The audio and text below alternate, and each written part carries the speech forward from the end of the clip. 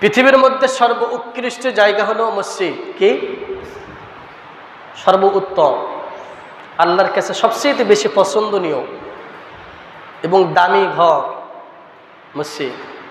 রাসূল কারীম সাল্লাল্লাহু আলাইহি ওয়াসাল্লাম বলছেন, আহাব্বুল বিলাদি ইলাল্লাহি মাসাজিদুহা ওয়া আবগাদুল বিলাদি ইলাল্লাহি আসওয়াকুহা। পৃথিবীতে সবচাইতে সর্ব উত্তম সর্ব উৎকৃষ্ট জায়গা হলো আল্লাহর ঘর মসজিদ। আর ওয়া আবগাদুল বিলাদি ইলাল্লাহি আসওয়াকুহা, আল্লাহর কাছে সবচাইতে নিকৃষ্ট একটি জায়গা হলো বাজার।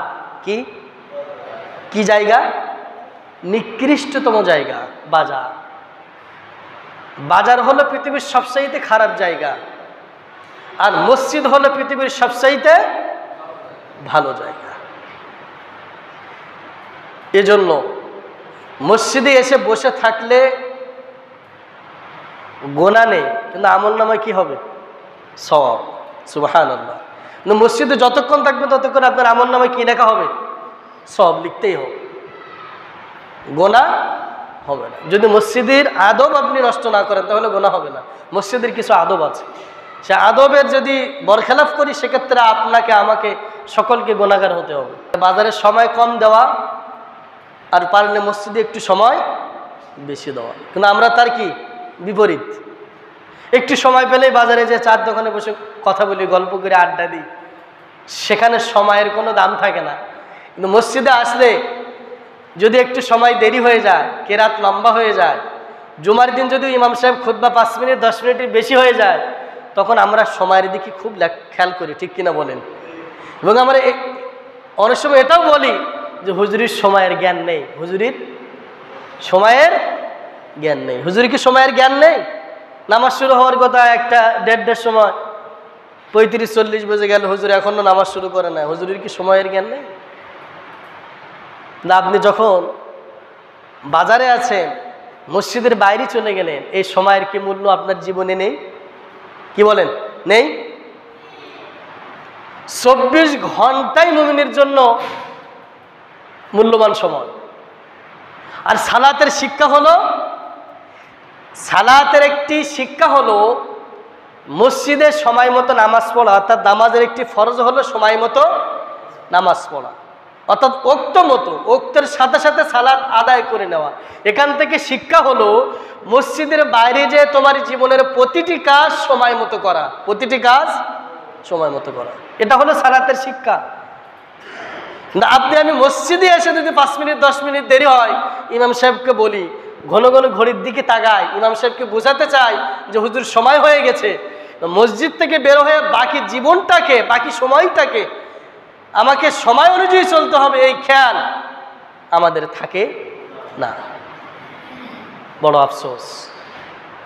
ওয়াল আসর ইন্নাল ইনসানা লাফি খুসর।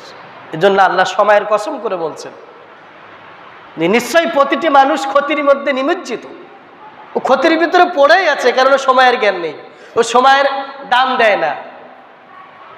সম্মানিত মুসলিম কেন আমরা চেষ্টা করব দ্বীনের পথে, আল্লাহর পথে। আপনি ব্যবসা করছেন, ওটাও ইবাদত, ওটাও কি ইবাদত। আপনি বাজার করছেন, ওটাও ইবাদত।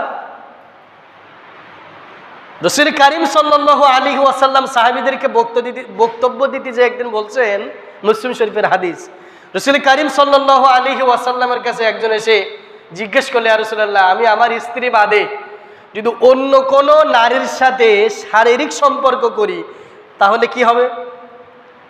রাসূল বললেন, এটা কবিরা গুনাহ। যদি তুমি স্বইচ্ছায় করো তাহলে জেনা, আর যদি জোর করে করো তাহলে ব্যভিচার, অর্থাৎ মৌলিক কবিরা গুনাহ, মৌলিক কবিরা গুনাহ। তখন বললেন রাসূল কারীম সাল্লাল্লাহু আলাইহি ওয়াসাল্লাম বলছেন, তুমি ওই হুবহু একই কাজ যদি তোমার স্ত্রীর সাথে করো তাহলে তোমার আমলনামায় সওয়াব যুক্ত হয়ে যাবে। সুবহানাল্লাহ। কথাটা বুঝেন? আমার বৈধ স্ত্রী বাদে একই কাজ অন্য নারীর সাথে করলে সেটা জেনা, ব্যভিচার এবং কবিরা গুনাহ।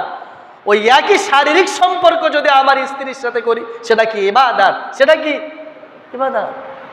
স্ত্রীর সাথে শারীরিক সম্পর্ক করাটাও কি ইবাদত। সুবহানাল্লাহ, এটাই ইসলাম, এটাই ইসলাম। কিন্তু আপনি আমি বুঝি না, মনে করি নামাজ পড়া ইবাদত, দান সাদকা করা ইবাদত, হজ করা ইবাদত, জাকাত দেওয়া ইবাদত, এই ছাড়া ইবাদত মানে পৃথিবীতে আর কিছু নেই। না, মুমিনের গোটা 24 ঘন্টাটাই ইবাদত হবে যদি সে কোরআন এবং রসুলের দেখানো পদ্ধতি অনুযায়ী যদি করে, তাহলে তার গোটা 24 ঘন্টাই কি হয়ে যাবে? ইবাদত হয়ে যাবে। সুবহানাল্লাহ। তার ঘুমটাই কি ইবাদত।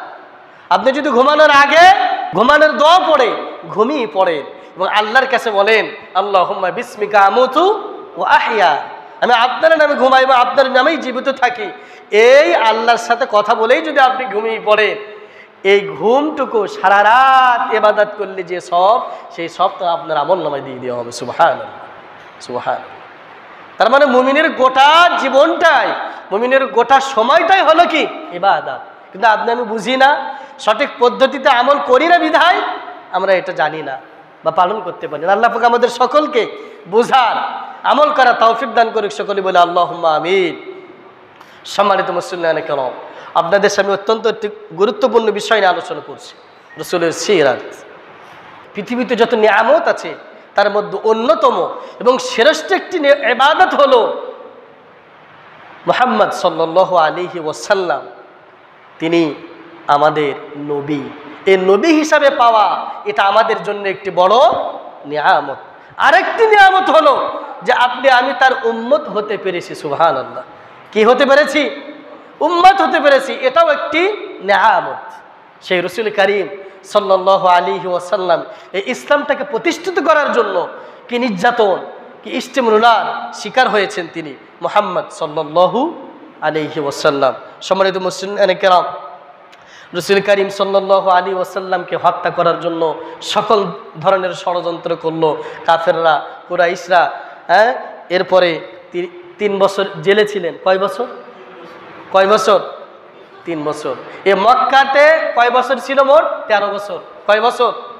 13 বছর। আর মদিনায় ছিল 10 বছর। মদিনায় বছর। এই 23 বছর হলো নবুয়াতি জিন্দেগি। অর্থাৎ এই 23 বছর ধরে কোরআন কি হয়? আস্তে আস্তে করে আসমান থেকে নাজিল হয়। কয় বছর ধরে কোরআন নাজিল হয়? 23 বছর ধরে কোরআন নাজিল হয় মুহাম্মদ সাল্লাল্লাহু আলাইহি ওয়াসাল্লামের উপর। সম্মানিত মুসলিম কেরাম, আজকে আপনাদের সামনে আমি আলোচনা করব আমুল হুজন, দুঃখ বেদনার বছর। আবু তালেবের ইন্তেকাল, খাদিজার ইন্তেকাল, তায়েফের সংক্ষিপ্ত বর্ণনা, মেরাজের ঘটনা এবং হিজরতের পূর্বে বিশ্বনবীকে সর্বশেষ হত্যার পরিকল্পনা করলো আবু জেহেল, আবু লাহাব, এই কাফেররা সকলেই মিলে রসুলকে হত্যা করার শেষ পরিকল্পনা তারা গ্রহণ করলো। আজকে এই সম্পর্কে আপনাদের সামনে সংক্ষিপ্তভাবে আলোচনা করার চেষ্টা করব। ওমা তাওফিকি ইল্লা বিল্লাহ আলাইহি তাওয়াক্কালতু ওয়া ইলাইহি উনীব। আসুন সম্মানিত মুসলিম কেরাম, আমুল হুজন, দুঃখের বছর, বেদনার বছর, এটা ইতিহাস বিখ্যাত। রাসূল করিম সাল্লাল্লাহু আলাইহি ওয়াসাল্লাম বলছেন এটাকে আমুল হুজন বলা হয়। কেন? আসুন, আবু তালেবের ইন্তেকাল, রাসূল করিম সাল্লাল্লাহু আলাইহি ওয়াসাল্লামকে সার্বক্ষণিকভাবে পাহারা দিতেন তার আপন চাচাকে আবু তালেব। রাসূল করিম সাল্লাল্লাহু আলাইহি ওয়াসাল্লাম দাওয়াতি কাজ করার জন্য যত রকমের বাধা কুরাইশরা দিত, যত রকমের বাধা কাফেররা দিত, সেই বাধা প্রতিরোধ করতেন, সে বাধাকে প্রতিবাদ করতেন তার আপন চাচা আবু তালেব, যদিও তিনি ইসলাম ধর্ম গ্রহণ করেননি। কারণ তার আব্দুল মুত্তালিব তার বাবা বলে গিয়েছিল, ওসিয়াত করে গিয়েছে যে তুমি মুহাম্মদ সাল্লাল্লাহু আলাইহি ওয়াসাল্লামকে লালন পালন করবে। এ কারণেই তিনি তার জীবনের সর্বোচ্চ দিয়ে জীবনের আগ পর্যন্ত মুহাম্মদ সাল্লাল্লাহু আলাইহি ওয়াসাল্লামকে কি দিয়েছিলেন? নিরাপত্তা দিয়েছিলেন। সেই আবু তালেব রাসূল করিম সাল্লাল্লাহু আলাইহি ওয়াসাল্লাম তার কাছে চলে গেলেন যখন তিনি মুমূর্ষু অবস্থায় পড়ে আছেন বিছানায়। রাসূল করিম সাল্লাল্লাহু আলাইহি ওয়াসাল্লাম আবু তালেবের কাছে গেলেন, যে বললেন, চাচা কিচ্ছু না, শুধু তুমি বলো লা ইলাহা ইল্লাল্লাহ মুহাম্মাদুর রাসূলুল্লাহ শব্দ তোমার বলা লাগবে না, তুমি শুধু বলো লা ইলাহা ইল্লাল্লাহ, তারপরে দায়িত্ব আমি আল্লাহর সাথে বুঝে নেব। তখন সঙ্গে সঙ্গে পাশে ছিল আবু জেহেল। কে ছিল? আবু জেহেল এবং আবু লাহাব। বলল, বন্ধুবর আবু তালেব তুমি কি আব্দুল মুত্তালিবের ধর্ম থেকে বিচ্যুত হবা? তুমি তোমার পূর্বপুরুষদের ধর্ম থেকে কি পরিত্যাগ করে মুহাম্মাদের নতুন ধর্ম গ্রহণ করবা? তিনি বিছানায় শুয়ে আছেন আবু তালেব। আবু জেহেল আবু তালেব এই পরামর্শ দিলে কিছুক্ষণ তার সাথে কথাবার্তা বলল, শেষ বেশ আবু তালেব কালেমা গ্রহণ করলো না। তিনি দুনিয়া থেকে বিদায় নিলেন।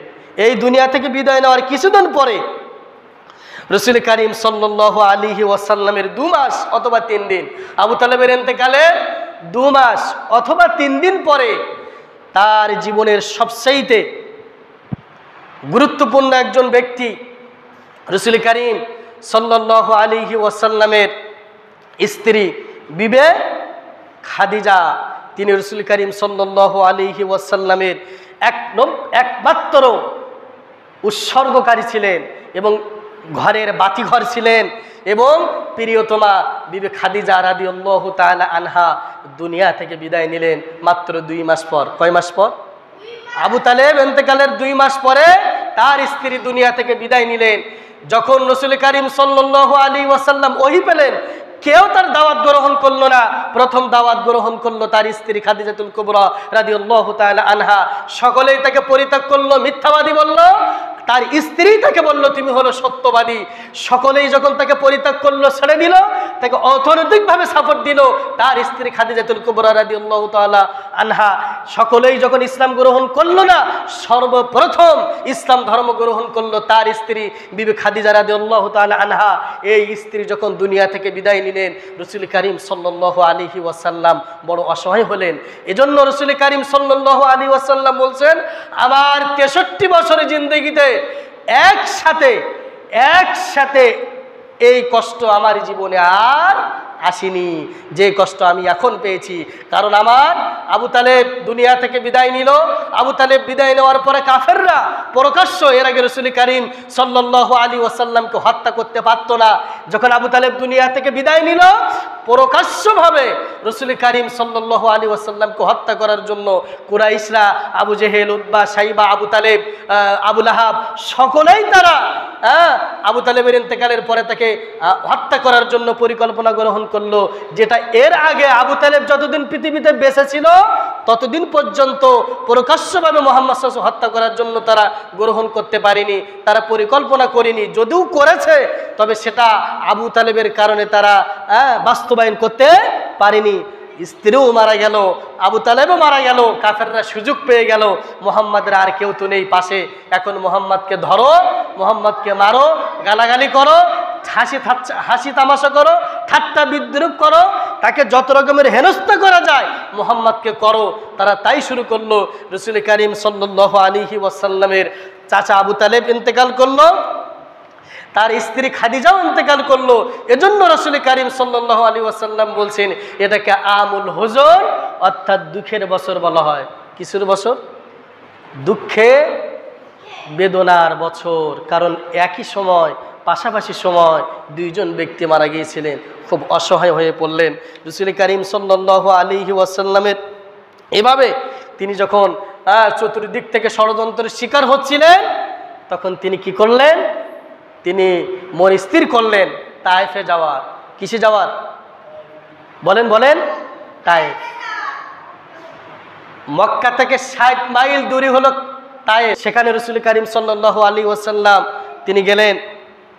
রাসূল করিম সাল্লাল্লাহু আলাইহি ওয়াসাল্লাম মনে করলেন, আমার মা আমেনার আত্মীয় স্বজন সকলেই তারা সেখানে আছে, আমি মনে হয় সেখানে যদি যাই, এখানে যে নির্যাতন অত্যাচার করছে কাফেররা, আমি যদি তায়েফে যাই তাহলে এই তায়েফের বন্ধুরা, যেখানে আমি শৈশব কাটিয়েছি, ছোট ছোট বন্ধুরা ছিল, আজকে তারা বড় হয়েছে, তারা আজকে আমাকে আর আক্রমণ করবে না, মনে হয় তারা আমার দাওয়াত গ্রহণ করবে।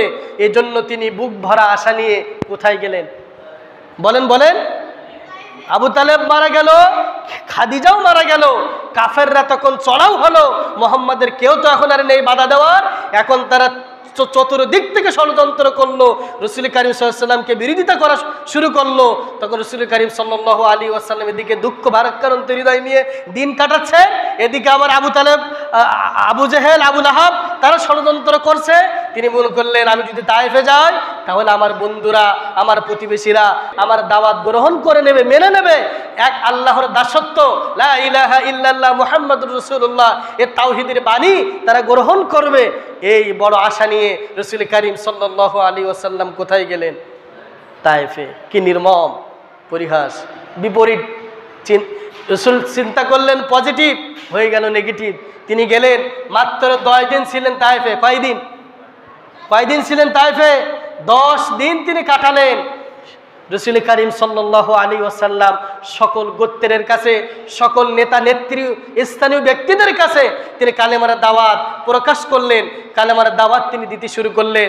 তারা গালিগালাজ শুরু করে দিল। শুধু গালিগালাজ নয়, আমার নবীকে, নবীর পিছনে তারা দুষ্ট ছেলেদের, দুষ্ট পোলাপানদেরকে লেলিয়ে দিল। এক পর্যায়ে রাস্তার দুই পাশ থেকে অনেক পোলাপান, বাচ্চা কাচ্চা দাঁড়িয়ে রাসূল করিম সাল্লাল্লাহু আলাইহি ওয়াসাল্লামকে গালিগালাজ শুরু করে দিল। কারা? তায়েফবাসীরা। কারা? তায়েফের সমস্ত নেতৃস্থানীয় ব্যক্তিরা মুহাম্মাদের পিছনে শিশুদেরকে লেলিয়ে দিল, বাচ্চাদেরকে লেলিয়ে দিল যে তোমরা মুহাম্মদকে গালিগালাজ করো, তাকে ঠাট্টা করো, বিদ্রূপ করো। এই পোলাপান্ডা রাস্তার দুই সাইড থেকে ভরে গেল। মুহাম্মদ সাল্লাল্লাহু আলাইহি ওয়াসাল্লামকে তারা শেষ পর্যন্ত মুহাম্মদ সাল্লাল্লাহু আলাইহি ওয়াসাল্লামকে ঢেল এবং পাথর মারা শুরু করে দিল। বুক ভরা আশা নিয়ে গিয়েছিলেন তায়েফের ময়দানে এই কালিমার দাওয়াত সকলের কাছে দেওয়ার জন্য। সেখানেও তিনি নির্যাতনের শিকার হলেন। ওই দুষ্ট ছেলেরা, পোলাপানেরা মুহাম্মদ সাল্লাল্লাহু আলাইহি ওয়াসাল্লামকে ঢেলা এবং পাথর মারা শুরু করে দিল। রাসূল করিম সাল্লাল্লাহু আলাইহি ওয়াসাল্লাম সারা শরীর রক্ত মোবারক রঞ্জিত হয়ে গেল, জুতা মোবারক পায়ে আটকে গেল, রক্তে রঞ্জিত হয়ে গেল। রাসূল করিম সাল্লাল্লাহু আলাইহি ওয়াসাল্লামের সাথে এক সাহাবী ছিল, তিনি ঢাল হয়ে দাঁড়িয়েছিলেন যাতে মুহাম্মদ সাল্লাল্লাহু আলাইহি ওয়াসাল্লামকে তারা হত্যা করতে না পারে। তিনিও রক্ত রঞ্জিত হয়ে গিয়েছিলেন, তিনিও সারা শরীর ক্ষত বিক্ষত হয়ে গেলেন। রাসূল করিম সাল্লাল্লাহু আলাইহি ওয়াসাল্লাম এক পর্যায়ে তিনি মাটিতে লুটিয়ে পড়লেন। রাসূল করিম সাল্লাল্লাহু আলাইহি ওয়াসাল্লামকে একটা আঙ্গুর বাগানে তিনি নিয়ে গেলেন। তায়েফবাসীরা রাসূল করিম সাল্লাল্লাহু আলাইহি ওয়াসাল্লামকে যেভাবে কষ্ট দিয়েছিল, রাসূল করিম সাল্লাল্লাহু আলাইহি ওয়াসাল্লাম বললেন, ইতে পূর্বে মক্কাবাসীরা আমাকে এত কষ্ট দেয়নি। যে কষ্ট তায়েফবাসীরা আমাকে দিয়েছে, এর আগে যত কষ্ট আমাকে দিয়েছে, এই কষ্ট মক্কাবাসীরা আমাকে দিইনি, যত কষ্ট তায়েফবাসীরা তোমরা আমাকে দিয়েছো। রাসূল করিম সাল্লাল্লাহু আলাইহি ওয়াসাল্লাম তার অসহায়তার কথা, তার দুর্বলতার কথা আল্লাহর সাথে বললেন এবং তিনি তাদের বিরুদ্ধে বদদোয়া করলেন না। তিনি আল্লাহর কাছে তার সমস্ত দুর্বলতা থেকে, সমস্ত অসহায়তা থেকে তিনি আল্লাহর কাছে বললেন যে আল্লাহ, তুমি আমাকে কোন জনপদের কাছে পাঠালে, যারা কি আমার শত্রু না বন্ধু? এভাবে তিনি আল্লাহর সাথে কিছু কথা তিনি বললেন। কিন্তু তায়েফবাসী এত কষ্ট দেওয়ার পরেও নির্যাতন, অত্যাচার, বদদোয়া রাসূল করিম সাল্লাল্লাহু আলাইহি ওয়াসাল্লাম তাদের করেননি। মুহাম্মদ সাল্লাল্লাহু আলাইহি ওয়াসাল্লাম হাজার যন্ত্রণা, বেদনা, কষ্ট আমার মুহাম্মদ সাল্লাল্লাহু আলাইহি ওয়াসাল্লামকে দিলেন। এজন্য একটি গান আছে, হ্যাঁ, হাজারো ব্যথা বেদনার পরে ফিরে আসনি তুমি আপন ঘরে, দিনের আলো তুমি ছড়িয়ে দিতে চলে গেলে মদিনায় মক্কা ছেড়ে। হে রাসূল, তোমাকে ভুলি আমি কেমন করে? হে রাসূল, তোমাকে ভুলি আমি কেমন করে? খেয়ে না খেয়ে দিন প্রচারের কাজে নিজেকে দিয়েছ বিলিয়ে, তায়েফের কাফেরেরা চিনল না এ আলো, দুষ্ট ছেলেদের পিছু দিল লেলিয়ে। খেয়ে না খেয়ে দিন প্রচারের কাজে নিজেকে দিয়েছ বিলিয়ে, তায়েফের কাফেরেরা চিনল না এ আলো, দুষ্ট ছেলেদের পিছু দিল লেলিয়ে। পাথরের আঘাতে ক্ষত বিক্ষত হয়ে সারা শরীর থেকে রক্ত ঝরে। হে রাসূল তোমাকে ভুলি আমি কেমন করে, হে রাসূল তোমাকে ভুলি আমি কেমন করে। কি কষ্ট। গিয়েছিলেন বুক ভরা আশা নিয়ে তাইফের ময়দানে কালিমার দাওয়াত দেওয়ার জন্য। তারাও তাকে লাঞ্ছিত করলো, অপমান করলো, অপদস্থ করলো, পাথর মেরে তাকে হত্যা করার পরিকল্পনা করলো, দুষ্ট ছেলেদেরকে পিছু লেলিয়ে দিল। হাজার যন্ত্রণা বেদনা আমার নবীকে সহ্য করতে হয়েছে।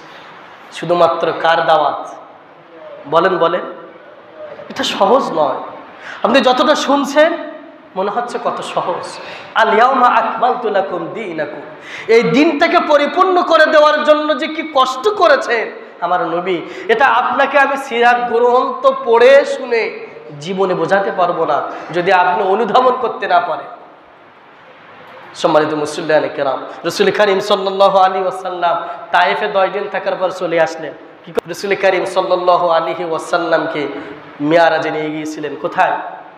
এই সমস্ত দুঃখ বেদনা তায়েফ থেকে আসার পরে রাসূল করিম সাল্লাল্লাহু আলাইহি ওয়াসাল্লাম ভারাক্রান্ত হৃদয় নিয়ে উম্মে হানির ঘরে তিনি ঘুমিয়েছিলেন।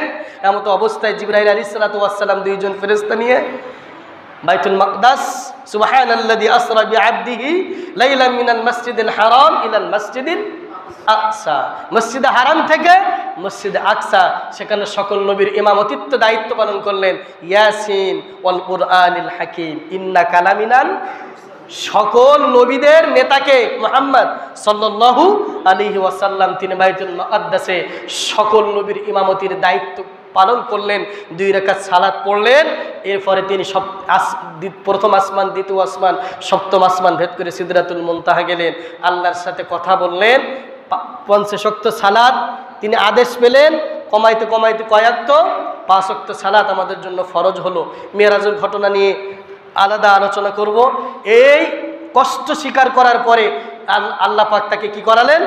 মেরাজ করালেন। কি করালেন? মেরাজ। মেরাজ করার পরে আসে, এবার তাকে হিজরত করার নির্দেশ দিল। কি করার? হিজরত করতে হবে। এই মক্কায় আর থাকা যাবে না 13 বছর।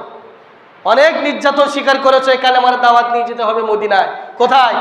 মদিনায়। মক্কা থেকে মদিনা 500 মাইল দূরে হিজরত করার নির্দেশ রাসূল করিম সাল্লাল্লাহু আলাইহি ওয়াসাল্লামকে নির্দেশ কখন দিলেন এবার আপনাদের সামনে বলছি।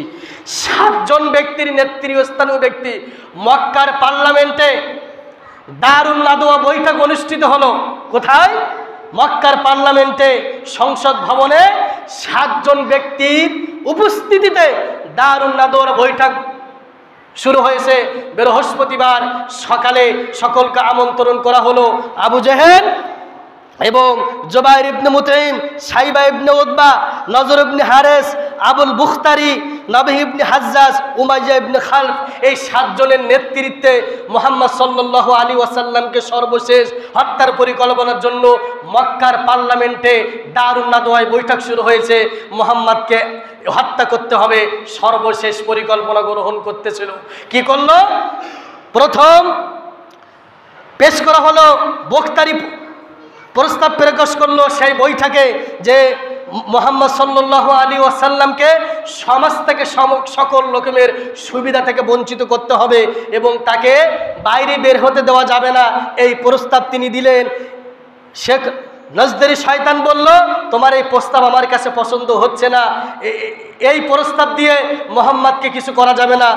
সেই শয়তান প্রস্তাব দিল যে কি করা যায়, মুহাম্মদকে আটকে রাখো এবং দরজা বন্ধ করে রাখো, সে ওখানেই মানে মৃত্যুবরণ করুক, একটা ঘরের ভিতরে আবদ্ধ করে রাখো, আটকে রাখো, দরজা বন্ধ করে দাও, ও ওখানে যেন মৃত্যুবরণ করলো। 2টি প্রস্তাব দিল 2 জন ব্যক্তি। আবু জেহেল বলল, তোমাদের এই প্রস্তাব আমার কাছে গ্রহণযোগ্য নয়। দেখেন কি শয়তান, কি বদমাশ আবু জেহেল। সর্বশেষ হত্যার পরিকল্পনা হচ্ছে দারুন নাদওয়ায় মক্কার পার্লামেন্টে। 2 জন প্রস্তাব দিন। আবু জেহেল বলল, আমি এই প্রস্তাব গ্রহণ করি না, এই প্রস্তাব মানি না। তখন আবু জেহেল বলল, প্রত্যেক গোত্র থেকে একজন করে যুবক আমি নির্ধারণ করে দিব, তাদের হাতে তলোয়ার থাকবে না, তাদের হাতে ছুরি থাকবে।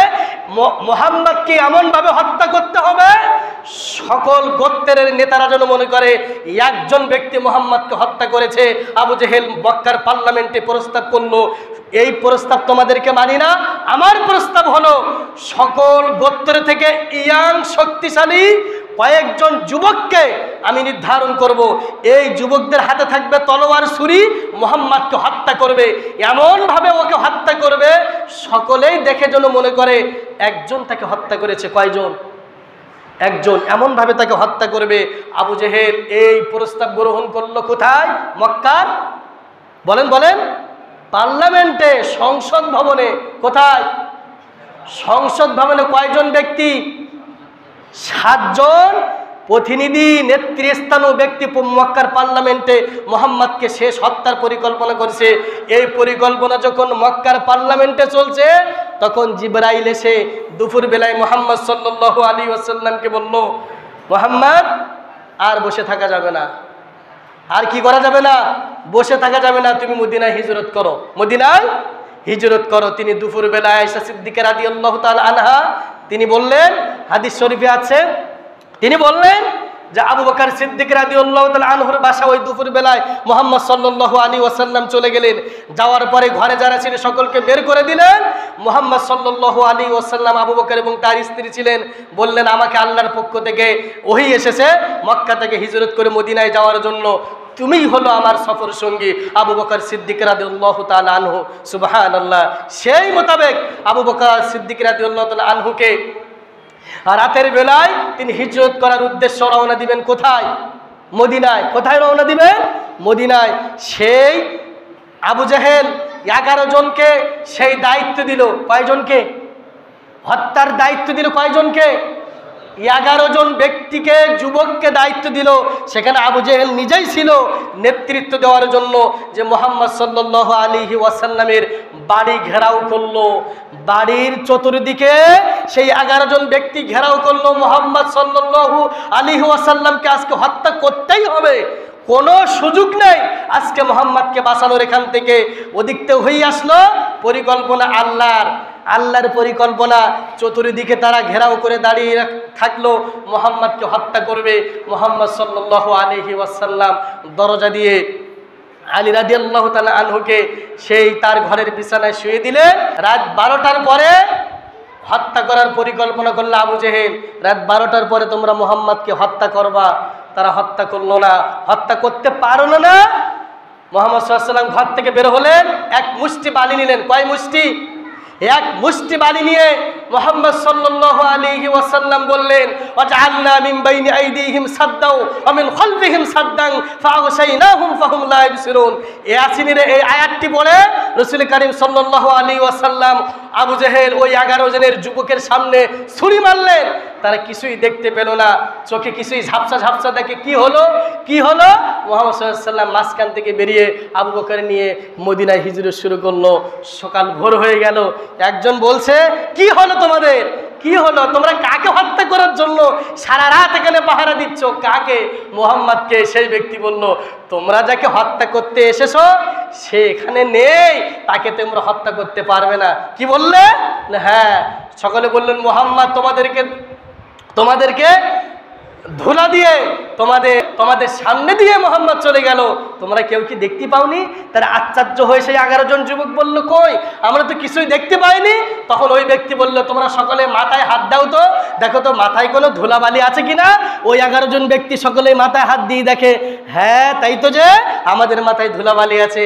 নিশ্চিত মুহাম্মদ তাহলে আমাদেরকে ধোঁকা দিয়ে মুহাম্মদ চলে গেল মদিনায়। আহারে কি আফসোস! আবু জেহেল, উতবা, সাইবা মক্কার পার্লামেন্টে দারুন নাদওয়া বৈঠক করলো সর্বশেষ মুহাম্মদকে হত্যা করার জন্য। তারা পরিকল্পনা করলো, ষড়যন্ত্র করলো, আর আল্লাহ আসমান থেকে উত্তম পরিকল্পনা করে বাঁচিয়ে দিলেন কে?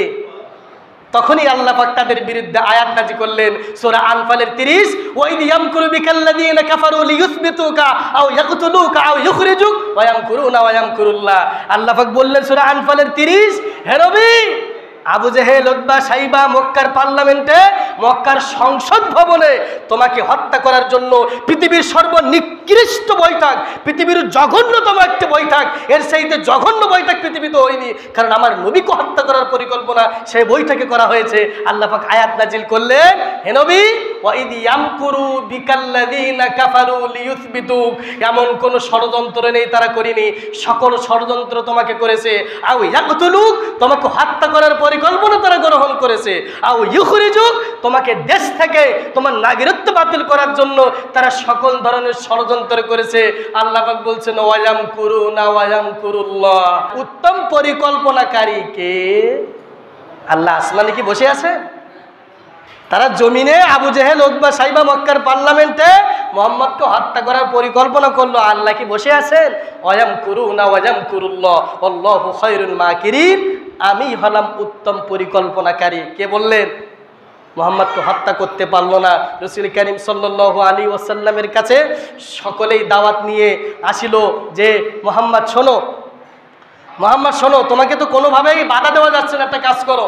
কি করো? তুমি তোমার রবের 1 বছর ইবাদত করবা। কয় বছর? বলেন বলেন। 1 বছর।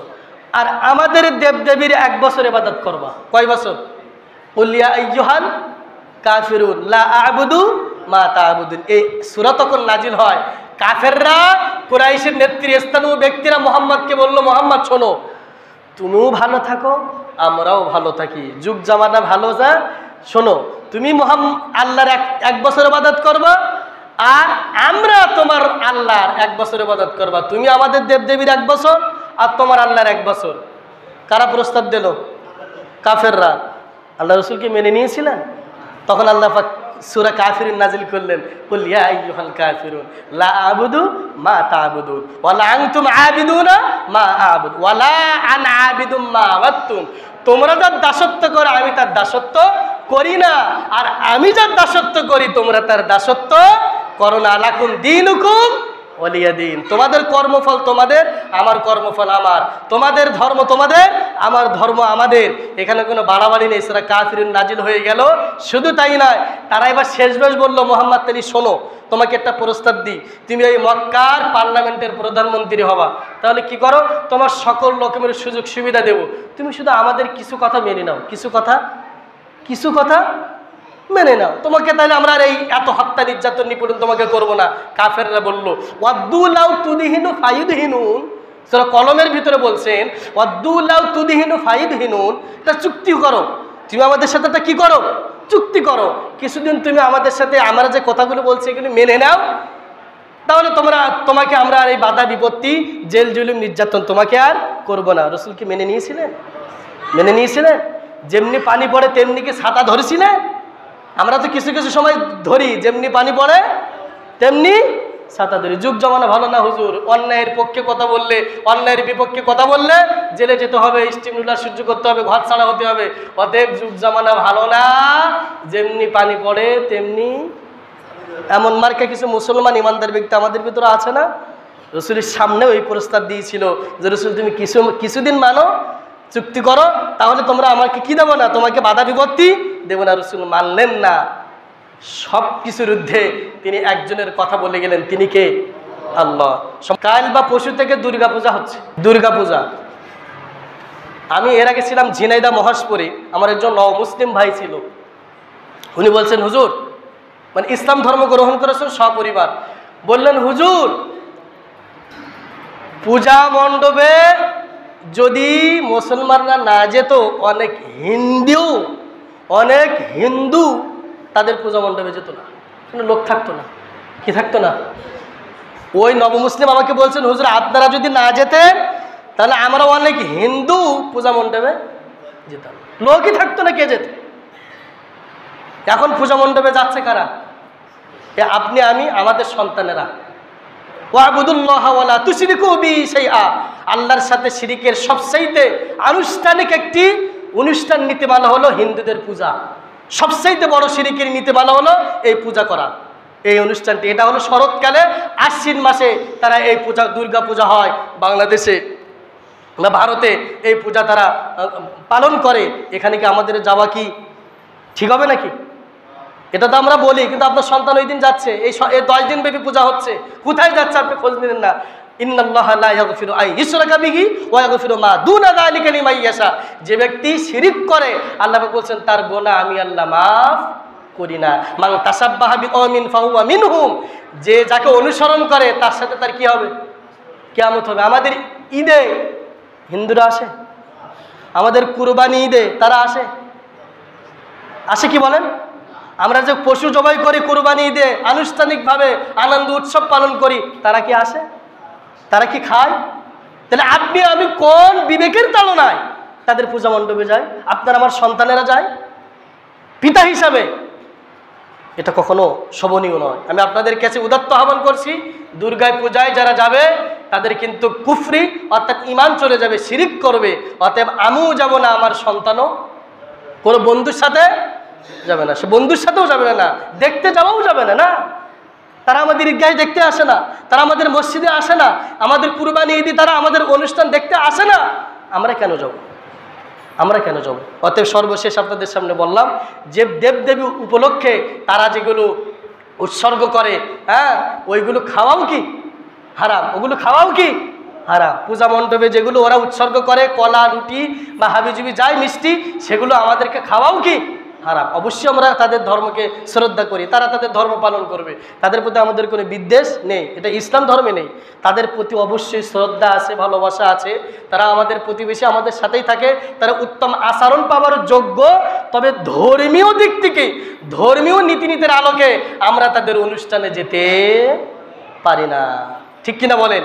আল্লাহ পাক আমাদের সকলকে এই কুসংস্কার থেকে আল্লাহ আমাদেরকে বাঁচান, আমাদের সন্তান ছেলে মেয়েদেরকেও বাঁচান। আপনারা এই 10টা দিন পাহারা দেবেন। আগামী কাল থেকে আনুষ্ঠানিকভাবে শুরু হবে, সোমবার থেকে হলো মূলদের পূজা শুরু। আপনারা এই 10 দিন যেন আপনার সন্তান ছেলে মেয়ে এই পূজায় যেন না যায়। ও যদি যায় গোনা আপনারও হবে, আপনি পিতা। ফ্ল্যাক্সিলোড এমনি হয়ে যায়, পিনকোড লাগবে না, পাসওয়ার্ড লাগবে না, ও চলে যাবে, আপনার আমল নামে গোনা চলে আসবে, কোনো পাসওয়ার্ড লাগবে না। অর্থাৎ বাবা হিসাবে খবরদার খোঁজ নেবেন আপনার ছেলে মেয়ে যেন এই দুর্গাপূজা উপলক্ষে দেখতে যাওয়া, হাঁটতে যাওয়া, কোনো কিছুতে যেন অংশগ্রহণ না করে। আল্লাহ পাক আমাদেরকে হেফাজত করুক। সকলে বলে আল্লাহুম্মা আমিন। আসসালামু আলাইকুম ওয়া রাহমাতুল্লাহ।